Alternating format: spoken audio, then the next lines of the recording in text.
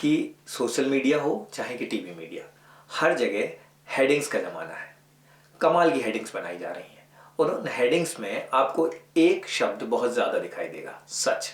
हाथरस का सच, पालघर का सच, मोदी का सच तो मनमोहन का सच, कभी अनुराग का सच तो कभी अर्नब का सच। यहाँ तक कि मैंने भी अपने वीडियो का नाम दिया है गांधी का सच। तो हर कोई सच जानना चाहता है। दर्शकों में सच जानने की एक अजब ही भूख है, इसलिए सभी लोग इस तरह की हेडिंग्स बनाते हैं।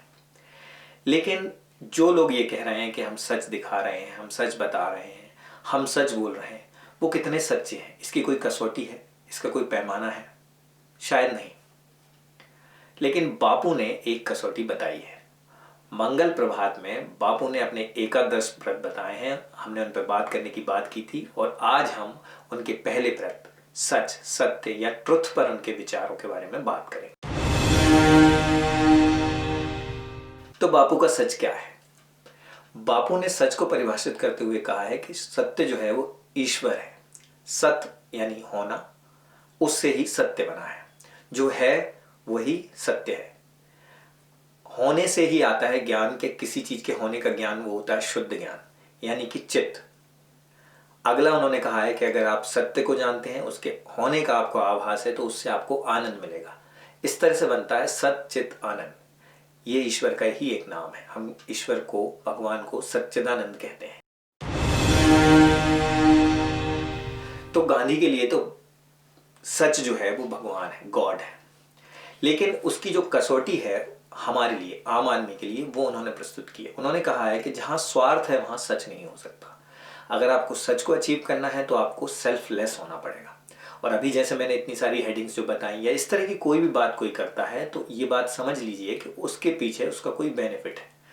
क्योंकि मैंने आपको दोनों पक्षों की बात कही। जब कोई कहता है पालघर का सच तो एक तरफ के लोग बात करते हैं, जब कोई कहता है हाथरस का सच तो कोई एक तरफ के लोग बात करते हैं, जब कोई मोदी का सच बता रहा है तो एक तरफ की बात हो रही है, जब कोई मनमोहन का सच बता रहा है तो दूसरी तरफ की बात हो रही है। इस तरह से कोई ना कोई पक्ष लेकर ही बात की जा रही है। तो इस तरह से जब स्वार्थ, बेनिफिट, कोई पक्ष जुड़ जाता है तो वहां सत्य रह ही नहीं सकता।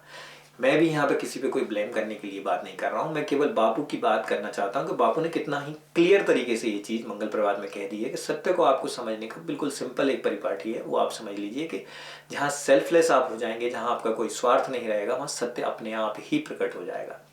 और किसी शायर ने भी कहा है कि जब सच घटे या बढ़े तो सच न रहे और झूठ की कोई इंतहा ही नहीं। मतलब सच नहीं है तभी झूठ प्रकट होता है। अगर आप केवल सत्य पर रहते हैं तो झूठ वहां होता ही नहीं है।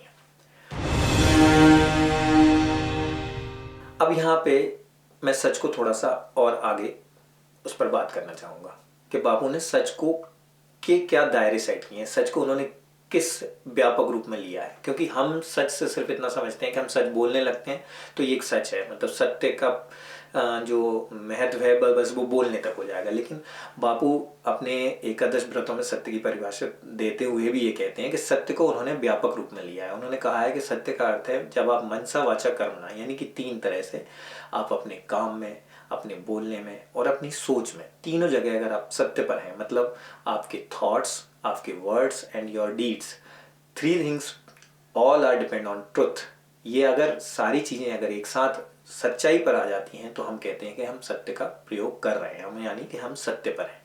तो ये गांधी का पूरा सच है, मतलब उनके हिसाब से सच ये है।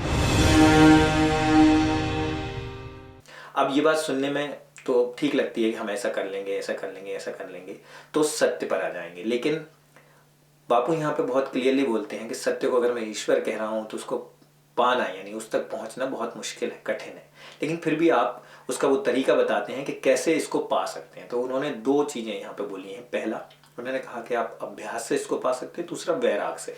तो उनका अभ्यास और वैराग से क्या अर्थ है? वो कहते हैं कि एक तो आप सत्य पर अभ्यास कीजिए, मतलब आप हमेशा सत्य का प्रयोग करने की कोशिश कीजिए अपनी तीनों ही चीज़ों में, मनसा वाचा कर्म नाम है, आप उसको लाने की लगातार कोशिश कीजिए। एक निरंतर अभ्यास की आवश्यकता होगी। दूसरा, जो सत्य नहीं है उससे वैराग रखिए, मतलब उससे दूर हो जाइए, डिटैच हो जाइए, उसके प्रति एक लापरवाही अपने अंदर पैदा कर लीजिए, तो आप सत्य पर धीरे धीरे आते ही चले जाएंगे।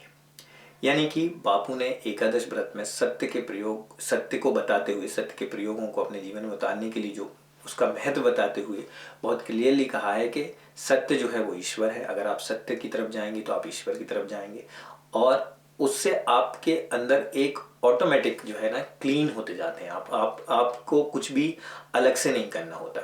मैं अपने विचार में भी अगर कहूँ तो मुझे ऐसा लगता है कि दुनिया में कोई भी लाई डिटेक्टर आपको नहीं पकड़ सकता, लेकिन आप स्वयं जो है अपने अगर हृदय पर हाथ रखेंगे, अपने मन पर, जो भी आप जैसे भी कहें, अगर आप हाथ रख के देखेंगे तो आपको झूठ का तो नहीं लेकिन सच का पता लग ही जाता है। आप जैसे ही अपनी सत्य से अलग होते हैं, सबसे पहले अगर किसी को उस चीज़ का एहसास होता है तो स्वयं आपको होता है। तो अगर आपको सच को समझना है, जानना है, तो किसी की मत सुनिए, अपने अंदर की आवाज़ को सुनिए, जिसको कुछ लोग आत्मा की आवाज़ कहते हैं, अपने अंतर्मन की आवाज़ कहते हैं। उसको सुनिए तो आपको बहुत ही आसानी से समझ आ जाएगा कि आप सत्य पर हैं या नहीं हैं। तो उसका निरंतर अभ्यास कीजिए, और अगर आपको लगता है कि आप सत्य पर नहीं हैं तो उसको त्यागने की कोशिश कीजिए, यानी कि उसके प्रति वैराग अपनाइए। तो आप धीरे धीरे सत्य की तरफ आते जाएंगे। आज हमने बापू के एकादश व्रतों में से एक, यानी कि 11 व्रतों में से एक पहले व्रत सत्य के बारे में बात की, उनके विचारों की बात की। यहाँ पर हम हमारे चैनल की तरफ से सच पर हमारी एक बात कहना चाहते हैं कि हम यहाँ पे किसी तरह का ज्ञान देने की, नॉलेज देने की, इन्फॉर्मेशन देने की, मतलब ऐसे कोई किसी को ज्ञान, जिसको कहते हैं ज्ञान बांटना या फोर्स करके कोई चीज़ देने की बिल्कुल कोशिश नहीं है। हमारा एक बिल्कुल स्पष्ट विचार है कि हम बापू के विचारों पर विचार करें, उन्हें अपने अंदर लाने की कोशिश करें। तो हमारी वही कोशिश है। हम जो ज्ञान बापू की पुस्तकों से लेते हैं, मतलब मैं उनको जब पढ़ता हूँ तो मुझ में जो परिवर्तन आता है, मेरे विचारों में जो परिवर्तन आता है, या उस बारे में मैं जो सोचता हूँ, वो मैं आपके साथ साझा करता हूँ। आप भी मुझसे जितना सुनकर आपको लगता है कि हाँ ये बात सुनने लायक है, समझने लायक है, वो आप प्रयास करें। साथ ही आप भी गांधी की, बापू की पुस्तकों को पढ़ें, उसको समझने की कोशिश करें। इस बात का मैं आपको मतलब दावा कर सकता हूँ, एक वादा कर सकता हूँ कि आप में भी कुछ ना कुछ परिवर्तन आपको जरूर अनुभव होगा। उसको आप हमसे साझा कर सकते हैं, औरों से साझा करें। तो ये प्रयास अगर लगातार चलेगा तो निश्चित ही कुछ पॉजिटिव परिवर्तन होगा, क्योंकि बापू भी व्यक्तिगत परिवर्तन की बात करते थे, और मुझे भी लगता है कि व्यक्तिगत परिवर्तन से ही एक विशाल परिवर्तन, मतलब हम बड़े परिवर्तन की तरफ जा सकते हैं। तो हम स्वयं से आरंभ करें इस यात्रा को, और ये चैनल इस बात को मानता है, और इसी प्रयास में हम लोग ये वीडियोस बना रहे हैं और शेयर कर रहे हैं आपके साथ। तो आपको ये वीडियो कैसा लगा आप कमेंट करें, अगर अच्छा लगा तो लाइक और शेयर करें। और इस यात्रा को आगे बढ़ाने के लिए, इस यात्रा को इसी तरह चलते रहने के लिए आप हमसे जुड़े रहें, इस चैनल को सब्सक्राइब करें। नमस्कार।